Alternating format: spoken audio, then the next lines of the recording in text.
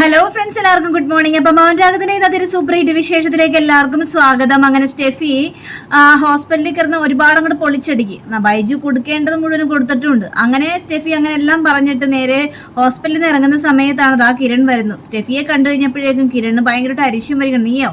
നീ എന്തിനാണ് ഇവിടെ വന്നത് എന്നൊക്കെ ചോദിക്കണം. നിന്റെ ഭാര്യയെ കണ്ട് രണ്ട് വർത്തമാനം പറയാൻ വേണ്ടി തന്നെയാണ് വന്നത്. നീയൊക്കെ ജാമ്യത്തിൽ ഇറങ്ങിയെന്നുള്ളൊരു വിചാരമുണ്ട്, പക്ഷെ അത് നടക്കില്ലടാ. ഇതൊക്കെ കേട്ട് കഴിഞ്ഞപ്പോഴേക്കും നിനക്ക് ചെയ്യാൻ പറ്റുന്നൊക്കെ ചെയ്യടി സ്റ്റെഫി. നിനക്ക് ഒരു പുല്ലും ചെയ്യാനായിട്ട് പറ്റില്ല.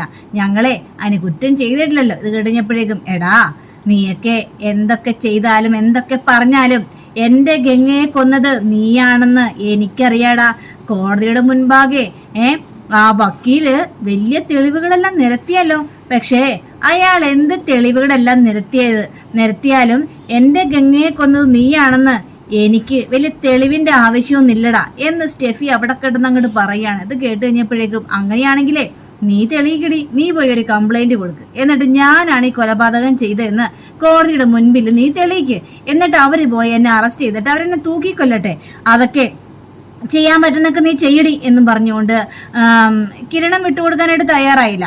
അപ്പോൾ സ്റ്റെഫി പറയണം, എടാ നിന്നെയൊക്കെ ഞാൻ വെറുതെ വിടില്ലടാ. എൻ്റെ ഗംഗയാണ് കൊന്നത് നീ, എൻ്റെ ജീവനെയാണ് നീ ഇല്ലാതാക്കാനായിട്ട് ശ്രമിച്ചത്. അപ്പോൾ നിന്നെയൊക്കെ ഞാൻ വെറുതെ വിടില്ലടി. നിനക്ക് നാണമുണ്ടോ? അവനെ പോലെ ഒരുത്തൻ്റെ പിന്നാലെ നടക്കാനായിട്ട് നിനക്ക് നാണമില്ലല്ലോ. അതിനേക്കാൾ നല്ലതേ നീ സ്വയം കത്തിച്ചാകുന്നതാടി. അത്രയ്ക്കും വൃത്തികെട്ടവനാ ഈ ഗംഗയെന്ന് പറഞ്ഞവൻ. ഇത് കേട്ട് കഴിഞ്ഞപ്പോഴേക്ക് സ്റ്റെഫിക്ക് കാലി വന്നിട്ട് എന്താണോ നീ പറഞ്ഞത് എന്നും പറഞ്ഞുകൊണ്ട് കിരണിന്റെ കഴുത്തിന് കയറി കുത്തിപ്പിടിക്കാണ്. ഇത് കണ്ട കിരൺ വെറുതെ വിടുവോ? കിരൺ ആണെങ്കിൽ സ്റ്റെഫി അങ്ങോട്ട് വാലിച്ചെറിഞ്ഞ് ദേവുന്തി തള്ളി താഴെ ഇടുന്നു. സ്റ്റെഫി നേരെ പോയി അവിടെ വീഴുകയാണ്. അവിടെ നിന്ന് വെച്ചാൽ ഹോസ്പിറ്റൽ ആൾക്കാരൊക്കെ ഇങ്ങനെ എണീറ്റ് നോക്കി നിൽക്കുന്നത്, എന്താ ഇവിടെ സംഭവം എന്നൊക്കെ ആലോചിച്ച്. അപ്പോൾ സ്റ്റെഫി അവിടെ നിന്ന് ചാടിയനിട, നീ എന്നെ തല്ലാനായല്ലേടാ. എടി, നീ ഒരു പെണ്ണായത് കൊണ്ടാണ് ഇപ്പൊ ഞാനൊന്നും ചെയ്യാതെ വിടുന്നത്.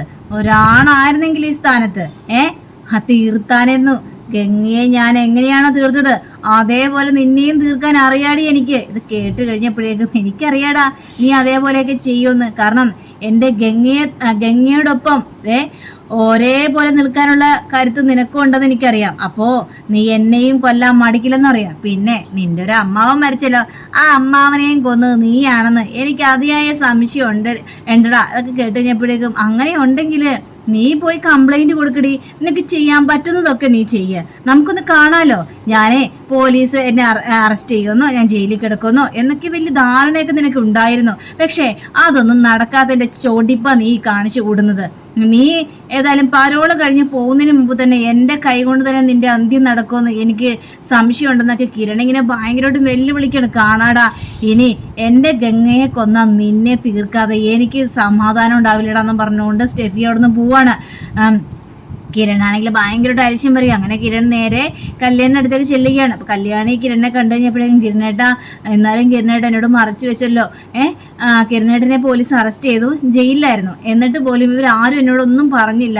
ഞാൻ എത്രമാത്രം സങ്കടപ്പെട്ടെന്ന് അറിയാമെന്നൊക്കെ ചോദിച്ചപ്പോഴേക്കും കല്യാണി, ഞാൻ പറഞ്ഞിട്ട് അവര് നിന്നോട് സത്യങ്ങളൊന്നും പറയാതിരുന്നത്. കാരണം നീ ഒരു അവസ്ഥയെ കിടക്കുകയാണ്. അപ്പം എന്നെ പോലീസ് അറസ്റ്റ് ചെയ്ത് ഞാൻ ലോക്കപ്പിലാണെന്നൊക്കെ അറിഞ്ഞു കഴിഞ്ഞിട്ടുണ്ടെങ്കിൽ നിന്റെ മനസ്സ് എന്തോരം വേദനിക്കുമെന്ന് എനിക്കറിയാം.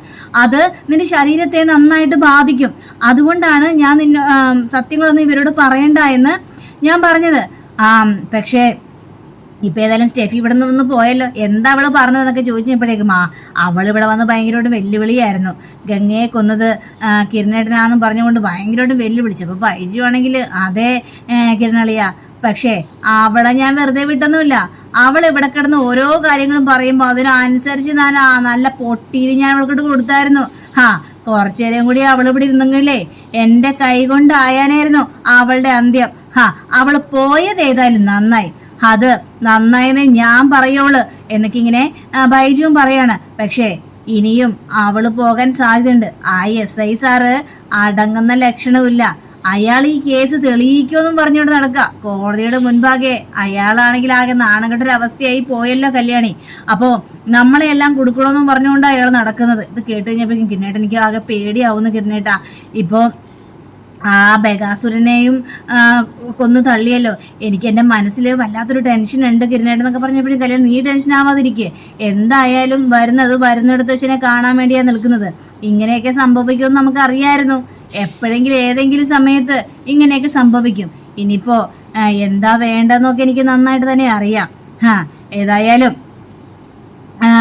അയാൾക്കെതിരെ നമുക്കൊന്നും ചെയ്യാൻ പറ്റിയില്ലെങ്കിലും വേറെ എന്തെങ്കിലും തെളിവുകളെല്ലാം നമുക്ക് നശിപ്പിക്കണം എന്നൊക്കെ ഇങ്ങനെ കിരൺ ഇങ്ങനെ പറയാണ്. ഇതൊക്കെ കേട്ട് കഴിഞ്ഞപ്പോഴേക്കും കല്യാണിയാണെങ്കിൽ ആകെ വിറച്ച് വല്ലാത്തൊരവസ്ഥയിലേക്ക് നിൽക്കുകയാണ്. ദൈവം ഇനി എന്താവും ഏതാവും എന്ന് അറിയാൻ പാടാത്തൊരവസ്ഥയിലേക്ക് നിൽക്കുകയാണ്. പിന്നീട് കാണിക്കുന്നത് നമ്മുടെ SI ആണ്. അപ്പൊ SIയുടെ മുന്നിലേക്ക് ഈ സ്റ്റെഫി വന്നിരിക്കുക. അപ്പൊ സ്റ്റെഫി വന്നിട്ട് കാര്യങ്ങളെല്ലാം പറയാണ്. സാറേ, എന്താ സാറേ ഇത്, എന്റെ ഗംഗയെ കൊന്നവരെയൊക്കെ അറസ്റ്റ് ചെയ്ത് ജയിലിലാക്കും എന്നൊക്കെ സാറ് പറഞ്ഞിട്ട് ഇതൊന്നും നടന്നില്ലല്ലോ സാറേ. ഇതാണ് നീ എന്താ എന്നെ കളിയാക്കാൻ വേണ്ടി വന്നിരിക്കുകയാണോ? അവനെ കൊന്നവരെയൊക്കെ ഞാൻ അറസ്റ്റ് ചെയ്തതാ. പക്ഷേ ചില വക്കീലുകൾ കാരണമാണ് അവനൊക്കെ രക്ഷപ്പെട്ടു പോയത് സാറേ. എന്നാലും സാറേ അവർക്ക് ജാമ്യം കിട്ടാനായിട്ട് സാർ അനുവദിക്കായിരുന്നു. നീ എന്താടി എന്റെ കഴിവിനെ പരീക്ഷിക്കാൻ വേണ്ടി വന്നാണോ? അല്ല, നീ എന്റെ മുന്നിൽ എന്തിനാണ് കംപ്ലൈന്റ് എന്നൊക്കെ പറഞ്ഞപ്പോഴേക്കും സാറെ കുറിച്ച് ഞാൻ ഒരുപാട് കാര്യങ്ങളെല്ലാം കേട്ടായിരുന്നു. സാറ് നല്ല കേസ് അന്വേഷണം നടത്തി കഴിഞ്ഞിട്ടുണ്ടെങ്കിൽ അതിന്റെ പിന്നാലെ നിന്ന് മാറില്ല, നല്ല രീതിയിൽ തന്നെ കേസ് അന്വേഷിക്കും എന്നൊക്കെ വിചാരിച്ചുകൊണ്ടാണ് സാറേ. എന്താ നിനക്കിപ്പോൾ അതിലെന്തെങ്കിലും സംശയമുണ്ടോ? ഞാൻ നിനക്ക് വേണ്ടിയാണ് ഇതെല്ലാം ചെയ്തെന്ന് വിചാരിച്ചു. നീ ഒരു കംപ്ലൈന്റ് തന്നു ഒരാളെ കാണാനില്ലെന്നും പറഞ്ഞുകൊണ്ട്, അതുകൊണ്ടാണ് ഞാൻ ഇതിന് പിന്നാലെ ഇറങ്ങിയത്. അല്ലാതെ നിന്നെ ഓർത്തത് കൊണ്ടല്ല. പിന്നെ ഇതിൽ എന്തൊക്കെയാണ് ഏതൊക്കെ കളിയെ നടന്നതെന്ന് എനിക്കറിയാം. അതുകൊണ്ട് അത് കണ്ടുപിടിക്കാനും എനിക്കറിയാം. നിന്റെ ഔദാര്യത്തിന്റെ ആവശ്യമില്ല, നിന്റെ റെക്കമെൻഡേഷന്റെ കാര്യമില്ല. പറഞ്ഞ മനസ്സിലായല്ലോ? അയ്യോ പിന്നെ സാറേ, അതിന്റെ ടെൻഷൻ കൊണ്ട് ഞാൻ പറഞ്ഞു പോയതാണ് സാറേ. എനിക്കിനി 2-3 ദിവസവും കൂടി ഉള്ളു സാറേ പരോള് തീരാനായിട്ട്. ആ പരോള് കഴിയുമ്പോഴത്തേക്കും ഞാൻ ഏതായാലും ജയിലിലേക്ക് തന്നെ മടങ്ങിപ്പോകും. അതുകൊണ്ട് പരോള് കഴിയുന്നതിന് മുമ്പ് തന്നെ എന്റെ ഗംഗയുടെ കൊലയാളിയെ എനിക്ക് കണ്ടെത്തിയാൽ കൊള്ളാവുന്നുണ്ട് സാറേ. നിന്റെ ഗംഗയെ കൊന്നത് കിരണല്ല, അവന്റെ തലക്കിട്ടടിച്ച് കൊന്നത് വേറെ ആരോ ആണ്. കാരണം അവിടെ കല്യാണ പന്തലില് കിരണും ഗംഗയും കൂടി വല്ലാത്തൊരു മത്സരമൊക്കെ നടന്നായിരുന്നു, അടിപിടിയൊക്കെ. ആ സമയത്ത് ഗംഗയെ നല്ല രീതിയിൽ അടിച്ച് ചതച്ചായിരുന്നു കിരൺ. പക്ഷേ ഗംഗ അവിടെ നിന്ന് ഓടി രക്ഷപ്പെടാനായിട്ട് ശ്രമിച്ചു. രക്ഷപ്പെടുന്ന ഇടയ്ക്കാണ് ഗംഗയുടെ തലക്കിട്ട് ആരോ അടിച്ചത്. അത് ഈ പറയുന്ന വേലുവോ അല്ലെങ്കിൽ കിരണോ രതീഷോ ഒന്നും അല്ല, വേറെ ആരുടെയോ കൈരേഖയാണ് ആ ഇരുമ്പ് വടിയിൽ പറഞ്ഞിട്ടുള്ളത്. അത് നീ ഒന്ന് മനസ്സിലാക്കേണ്ട കാര്യമുണ്ട്. അത് ആരാണ് എന്താണെന്ന് അറിയാൻ വേണ്ടി തന്നെയാണ് ഇപ്പൊ ഞങ്ങൾ മുന്നിട്ട് ഇറങ്ങാനായിട്ട് പോകുന്നത്. അതിന്റെ ഇടയിൽ വന്ന് ഈ കൊണച്ച വർത്താനൊന്നും എന്നോട് പറയാൻ നിൽക്കരുത്. ഈ കേസ് ഞാൻ ഏറ്റെടുത്തിട്ടുണ്ടെങ്കിൽ ഇത് തെളിയിക്കാനുള്ള കഴിവും എനിക്കുണ്ട്. നീ കൂടുതൽ എന്നെ ഉപദേശിക്കാനായിട്ട് വരരുത്, കടന്നു പോടി എന്നൊക്കെ പറഞ്ഞുകൊണ്ട് സ്റ്റെഫി അങ്ങോട്ട് പറഞ്ഞയക്കുകയാണ്. അങ്ങനെ പോലീസിനാണെങ്കിൽ കാലി വന്നിട്ട് ഒരു രക്ഷയില്ല. അങ്ങനെ നമ്മുടെ SI ഇങ്ങനെ ഇരിക്കുമ്പോൾ വേറൊരു പോലീസ് വന്നിട്ട് സാറേ ഈ CCTV ഒന്ന് നോക്കിയ സാറേ എന്ന് പറയാണ്. അങ്ങനെ നമ്മുടെ SI ആണെങ്കിൽ ആ ഒരു CCTV നോക്കി കഴിഞ്ഞപ്പോഴേക്കും കണ്ടോ, ഇത് നോക്കിയാടോ. അപ്പൊ ആ കാറ് പോയിരിക്കുന്നത് കിരണിന്റെ വീട്ടിലേക്ക് തന്നെയാണ്. അപ്പോ നേരെ കല്യാണ പന്തലിൽ നിന്ന് ഇറങ്ങി നേരെ ആ കാറ് പോയത് കിരണിന്റെ വീട്ടിലേക്ക്. എന്തിനാ കാറ് പെട്ടെന്ന് തന്നെ കിരണിന്റെ വീട്ടിലേക്ക് പോകണം? അവിടെ കല്യാണം നടന്നുകൊണ്ടിരിക്കുന്നു, ഫംഗ്ഷൻ നടന്നുകൊണ്ടിരിക്കുന്നു. ആ സമയത്ത് കിരൺ ആ വണ്ടിയും കൊണ്ട് പോകുന്നുണ്ടെങ്കിൽ അതിൻ്റെ ഉള്ളില് ഗംഗയുടെ ബോഡി ഉണ്ട്. അത് ഉറപ്പുള്ള കാര്യം തന്നെയാണ്. നമ്മളെ എല്ലാവരെയും കബളിപ്പിക്കാനായിട്ട് നോക്കുകയാണ് ഇവിടെ ഈ കിരൺ ചെയ്യുന്നത്. അപ്പോ ആ ബോഡി അവരവിടെ തന്നെ മറയ്ക്കാനായിട്ട് കൊണ്ടുപോയതാണ്. അതിലൊരു സംശയമില്ല. ഇനി അറിയേണ്ടത് ചില കാര്യങ്ങൾ കൂടിയാണ്. അങ്ങനെ ഈ SIയും ബാക്കിയുള്ളവരെല്ലാവരും കൂടി ചേർന്നിട്ട് അന്ന് ആ തെങ്ങ് വാങ്ങുന്ന സ്ഥലത്ത് പോയായിരുന്നല്ലോ. അപ്പൊ അയാളുടെ കുറെ കള്ളങ്ങളല്ല, അയാളെ പിടിച്ചുകൊണ്ട് വന്നിട്ട് നല്ല ഇടി കൊടുക്കണം. അയ്യോ എന്റെ പൊന്ന് സാറേ, എന്നെ ഇടിക്കല്ലേ സാറേ, സത്യങ്ങൾ ഞാൻ തുറന്നു പറഞ്ഞോളാം സാറേ. താൻ എന്തിനാടോ അങ്ങനെ പറഞ്ഞത്? താൻ എന്തിനു വേണ്ടി? തന്നോട് ഞങ്ങൾ അന്ന് ചോദിച്ചു, കിരണ് ഇവിടെ നിന്ന് തെങ്ങും തൈ മേടിച്ചിട്ട് പോയോ എന്ന് ചോദിച്ചു കഴിഞ്ഞപ്പോഴേക്ക് താൻ എന്താ പറഞ്ഞത്? അയ്യോ 3-4 മാസം മുമ്പ് മേടിച്ചിട്ട് പോയതാണെന്ന്. എടോ, ഈ അടുത്താണ് ആ തെങ്ങും തൈ മേടിച്ചല്ലേ, എന്നിട്ട് എന്തിനാടോ കള്ളം പറഞ്ഞെന്ന് ചോദിച്ചപ്പോഴേക്ക് സാറേ പേടിച്ചിട്ടാ സാറേ. എന്നോട് അവര് പറഞ്ഞായിരുന്നു, പോലീസുകാർ വന്ന് ചോദിച്ചു കഴിഞ്ഞിട്ടുണ്ടെങ്കിൽ ഇത് 3-4 മാസം മുമ്പ് മേടിച്ചതാണെന്ന് പറഞ്ഞാൽ മതിയെന്ന് എന്നോട് പറഞ്ഞിട്ടുണ്ടായിരുന്നു സാറേ. അതുകൊണ്ട് പേടിച്ചിട്ടാ സാറേ ഞങ്ങൾ അങ്ങനെ പറഞ്ഞു. എന്നെ തല്ലല്ലേ സാറേ, എനിക്ക് ഇത്രയും മാത്രം അറിയുള്ളൂ. ഈ ഇടയ്ക്കാണ്, കാരണം ഒരാഴ്ചയേ ആയുള്ളൂ ഈ തെങ്ങും തൈ എൻ്റെ കയ്യിൽ നിന്ന് മേടിച്ചിട്ട് പോയത്. എന്നിട്ട് അവൻ കള്ളം പറയുന്നു. എവിടെ വന്നും ഈ കാര്യങ്ങൾ തുറന്നടിച്ച് പറഞ്ഞോളാം. ശരി സാറേ, ഞാൻ തുറന്നടിച്ച് പറഞ്ഞോളാം സാറേ, പക്ഷെ ഉപദ്രവിക്കരുത് സാറേ. ഭാര്യയും കുട്ടികളൊക്കെ ഉള്ളതാണ് സാറേ, അതുകൊണ്ട് ഉപദ്രവിക്കരുത് സാറേ എന്നും പറഞ്ഞുകൊണ്ട് ഇങ്ങനെ കാല് പിടിച്ച് കരയുകയാണ് ഇയാൾക്ക് വേറെ ഒരു നിവൃത്തിയില്ലാതെ. അപ്പൊ നമ്മുടെ SI ആണെങ്കിൽ ഇനി പോകേണ്ടത് കിരണിന്റെ വീട്ടിലേക്കാണെന്നും പറയാ. അങ്ങനെ പോലീസുകാര് നേരെ കിരണിന്റെ വീട്ടിലേക്ക് എത്തുക. അപ്പതാ വേലുവും അതേപോലെ തന്നെ നമ്മുടെ വേലുവിന്റെ ഭാര്യ ഇത് കാണുകയാണ്. അപ്പൊ ഇത് കണ്ടു കഴിഞ്ഞപ്പോഴേക്കും എന്റെ വേലുവായിട്ട് അതേ പോലീസുകാരാണല്ലോ വീണ്ടും ഇങ്ങോട്ട് വരുന്നത്, ഇതാകെ പ്രശ്നമായി തീരുക. അയാൾ വരുമെന്ന് അറിയാം, കാരണം കോടതിയുടെ മുന്നിൽ അയാൾ തോറ്റു തുന്നമ്പാടിയതാണല്ലോ. അപ്പോ അയാൾ അന്വേഷിച്ച ഈ കേസ് സത്യസന്ധമായിരുന്നു എന്ന് അയാൾക്ക് തെളിയിക്കണമല്ലോ അമലു. അതുകൊണ്ടാണ് അയാൾ മുൻകൈയെടുത്ത് ഇറങ്ങിയിരിക്കുന്നത്. പക്ഷെ ഇത്രയും പെട്ടെന്ന് ഇങ്ങോട്ട് വരുമെന്ന് പ്രതീക്ഷിച്ചില്ലല്ലോ. ഇനി എന്തിനുള്ള പുറപ്പാടാണാവോ എന്നൊക്കെ ഇങ്ങനെ വേലിങ്ങനെ പറയാ. അപ്പതാ ഇവര് കയറി അകത്തേക്ക് വരികയാണ്. അപ്പോ നമ്മുടെ വേലക്കാരിയും അങ്ങോട്ട് പുറത്തിറങ്ങി നിൽക്കുന്നുണ്ട്. എന്ന് കഴിഞ്ഞപ്പോഴേക്കും വേലു, നീ എന്താ ഇവിടെ സ്ഥിരതാമസമാക്കിയോ? നീ എന്താ ഇവിടെ നിന്ന് പോകുന്നില്ലേ എന്ന് ചോദിച്ചു കഴിഞ്ഞപ്പോഴേക്കും അത് പിന്നെ സാറേ, ഞാനിവിടെ വന്ന് എന്നെ കിരൺ സാറ് വിളിച്ചിട്ടാ വന്നത്. ഞാനിവിടെ കേസിന്റെ കാര്യത്തിന് അതിനു വേണ്ടി വന്നാണല്ലോ. പിന്നീട് ഞാൻ പോയില്ലായിരുന്നു സാറേ. നിനക്കൊക്കെ ഏതായാലും ഇവിടെ നിൽക്കുന്നതായിരിക്കുമല്ലോ താല്പര്യം. നിനക്ക് വേണ്ടുന്ന കാര്യങ്ങളെല്ലാം ഇവിടെ നല്ല രീതിയിൽ ചെയ്തു തരുന്നുണ്ടല്ലോ. അപ്പൊ പിന്നെ എന്ത് പേടിക്കാനടാ? ഇതൊക്കെ കേട്ട് കഴിഞ്ഞപ്പോഴേക്കും സാറേ, എന്താ സാറേ സാറിന്ന് ഇവിടെ വന്നത്? എനിക്കെന്താ ഇങ്ങോട്ട് വരാൻ പാടില്ലേ?